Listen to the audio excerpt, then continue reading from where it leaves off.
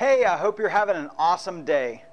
Today I had a conversation with a client, and I figured the conversation would actually benefit you a lot. So I just want to go through and tell you what I talked to her about. I was training her, and someone walked by, and she was actually smaller, and she looked at her and she says, "Oh wow, wouldn't that be nice to be that small?" And I told her that once she did achieve that, once she is that small, she's actually going to look at someone else who is smaller, and she's going to say, "Oh, wouldn't that be nice to be that small?" And what that is, there's a gentleman by the name of Dan Sullivan. He's a super smart guy, and he's big on talking about success and happiness, and just seeing, okay, this person's successful and they're happy, and why is that? And what he's narrowed it down to is that we go by this thing. It's called the gap theory. And if you are to look out, let's say you look out on what's called the horizon, and you see that line of the horizon out there.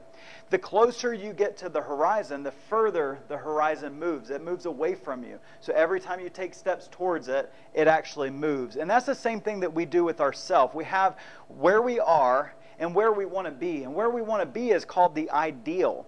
And the gap from where we are now to where we want to be, that's the gap. And if you want to be happier in life, you want to stay out of the gap.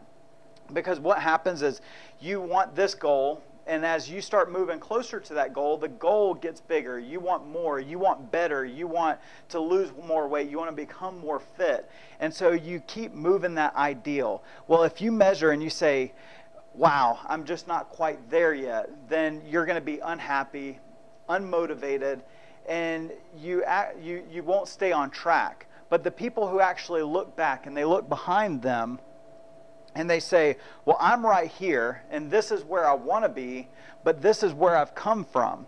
And you measure against your progress, and you look back and say, "Well, wow, 3 weeks ago, 4 weeks ago, I was sitting on the couch, no energy, not eating healthy, not doing anything, and now I'm working out 3 times a week. My energy feels awesome, and I am getting better every day." Those are the people who are not only successful, but they feel good. They feel they're just happier in life. And so that's what I want you to think about today. Are you measuring yourself against the ideal? Are you keeping yourself in the gap? Are you measuring against where you were and where you've come from? So I want you to make it a practice for the next 7 days just to write in your journal. Think about some of the things that you feel better about yourself right now.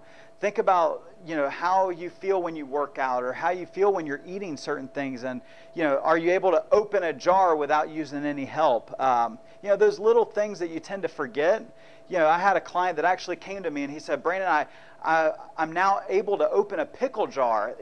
That sounds so small, but that I have the strength to open that."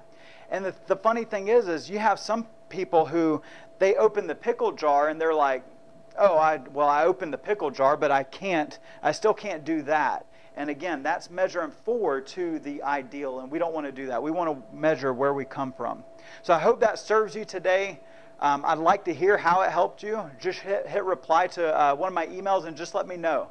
I hope you have an awesome day, and I'll talk to you soon. Thanks.